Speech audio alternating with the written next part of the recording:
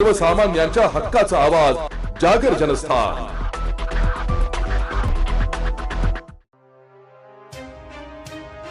संपूर्ण महाराष्ट्रात अवकाळी पावसामुळे शेतीचे नुकसान झालेले आहे।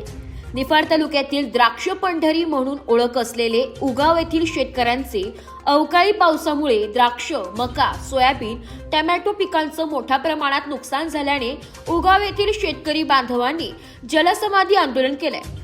या आंदोलनाची गंभीर दखल घेऊन प्रशासनातील अधिकारी व पोलीस यंत्रणा तातडीने घटनास्थळी दाखल झाली आहे। निफाड तहसील विशाल नाईकवाडे तसेच निफाड पोलीस निरीक्षक गणेश गुरव यांनी आंदोलनकर्त्यांशी चर्चा करून परिस्थिती नियंत्रणात आणली।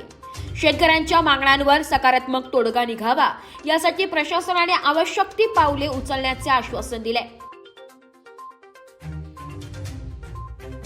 आज इथं उगाव येथे जे काही जलसमाधी आंदोलन द्राक्ष बागायतदार शेतकऱ्यांनी करण्याचा जो काही निर्णय घेतला, तो निर्णय शासनापर्यंत पोहोचल्यानंतर शासनाचे प्रतिनिधी म्हणून आपले तहसीलदार साहेब इथं हजर झालेले आणि सगळ्यांची PSI साहेब पण आलेले आणि त्यांनी आणि द्राक्ष बागायतदार सगळे इथं उपस्थित आहे। सगळ्यांनी शेतकऱ्यांना विनंती केली, त्यांना जलसमाधीपासून वंचित ठेवलं, त्यांना बाहेर काढलं आणि आश्वासन असं दिलेलं आहे का तात्काळ द्राक्ष बागेचे हे पंचनामे करण्यात येतील।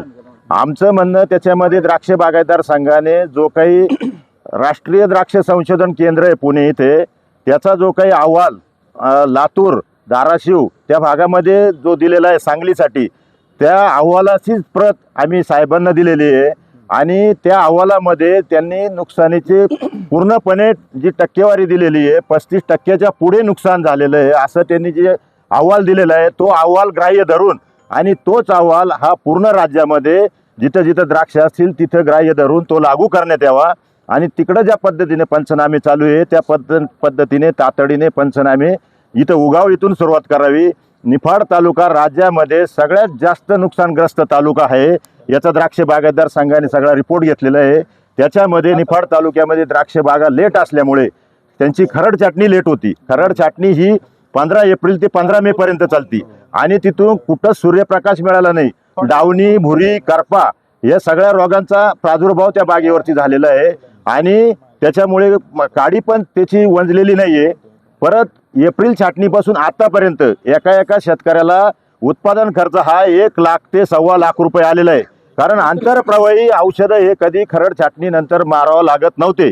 यावेळेस रेग्युलर छाटणीप्रमाणे औषधं मारावं लागली, तो खर्च आधी झालेला आहे आणि शाश्वती नाही आहे, पुढे माल येईल का नाही, येणारच नाही, कारण डोळ्याने दिसतंय। आणि आतापर्यंत जेवढ्या काड्या तपासणीचे रिपोर्ट द्राक्ष बागायतदार संघात आलेले कुठल्या काडीमध्ये माल दिसत नाहीये। आपल्याकडे मार्च महिन्यामध्ये ज्या बागांची खरड छाटणी झाली त्या बागा छाटले गेलेले चांदवड तालुक्यात असतील, काही वणीच्या पट्ट्यात असेल, काही बागलांमध्ये असेल, तिथं सुद्धा माल निघालेले नाहीये, एकदम तुटपुंजी अवस्था आहे, तिथे सुद्धा आम्ही पाहणी केलेली आहे। त्यामुळे शासनाने सरसगट पंचनामे करून द्राक्ष बागा जिथं जिथं असतील तिथं तिथं सुरू करण्यात यावे। याच्यासाठी आम्ही शिष्टमंडळ कृषी मंत्र्यांना भेटलेलो आहे, भरणे मामाला, त्याच्यानंतर क्रीडा मंत्री माणिकराव कोकाटे साहेब यांनाही भेटलेलो आहे। आमच्या समोर त्यांनी फोन करून आणि तातडीनं कलेक्टरला फोन करून आणि खालील आदेश द्यायला लावलेले। त्याच्याप्रमाणे जिल्हा कृषी अधीक्षक माने साहेब यांनी आमच्याशी संपर्क साधला। आम्ही त्यांना सांगितलं की लातूर आणि सोलापूर, धाराशिव तिकडं जे काही शासनाची म्हणजे NRCची जी टीम गेलेली आहे द्राक्ष संशोधन केंद्राची, तुम्ही त्यांच्याशी संपर्क साधा। तिथल्या ACOशी ते बोलले आणि तिकडचा रिपोर्ट पण त्यांनी मागितला, त्यांनी काल वाचला, आज मी रिपोर्ट त्यांना पाठवलेला, त्यांनी बघितला।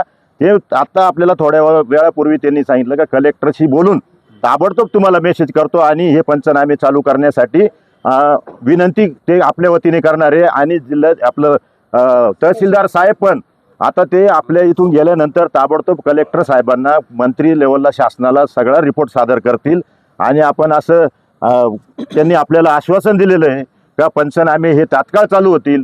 नाही झाले तर आपण जर ती तशी जर अंमलबजावणी झाली नाही तर आपण इथं आंदोलनाला परत बसू आणि कृषी मंत्र्यांना आपण व्हिडिओ कॉलवरून काय परिस्थिती ते आपण दाखवू शकतो। जर आता त्यांनी कॉल घेतला तर मी लावू शकतो, पण ते माझा कॉल नेहमी घेत असतात, पण जर मीटिंगमध्ये असतील किंवा कुठं काही कार्यक्रमात असतील तर ते घेणार नाही। तर आम्ही तो एकदा प्रयत्न करून बघू आणि परत एकदा द्राक्ष बागायतदार संघाच्या वतीने मी साहेब शासनाला आणि तुम्हाला सगळ्यांना विनंती करतो का PSI साहेब पण इथं आलेले PI साहेब त्यांना विनंती करतो का तुम्ही हे तात्काळ शासनाकडे आदेश हे आजच्यापासून आता इथं त्यांचे शासनाचे कृषी खात्याचे काय नाव आहे वैष्णव साहेब आहे कृषी खात्याचे कृषी सहाय्यक यांनी आता ह्या मिनिटापासून पंचनामे चालू करावे असे आदेश साहेब आपल्या समोर त्यांना देतील. जागर जनस्थानसाठी प्रतिनिधी योगेश कर्डिले, निफाड.